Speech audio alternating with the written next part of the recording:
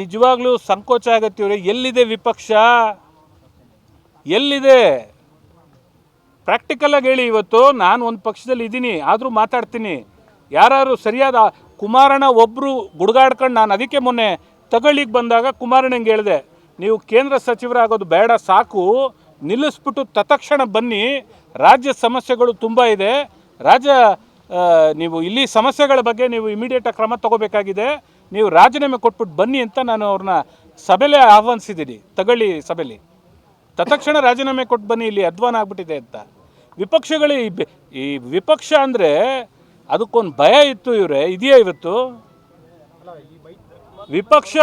ವಿಪಕ್ಷ ಅಂತ ಯಾರು ಏನು ಕೆಲಸ ಮಾಡೋ ದಾಟಿಲಿ ಇಲ್ಲ ಇವರೇ. ನಮ್ಮ ರಾಜ್ಯದಲ್ಲಿ ಇದೊಂದು ದೊಡ್ಡ ದುರಂತ ಆಗಿದೆ. ಇಲ್ಲಿ ಆಪೋಸಿಷನ್ ಅನ್ನೋದೇ ಸರಿಯಾಗಿಲ್ಲ. ಬರಲೇಬೇಕು.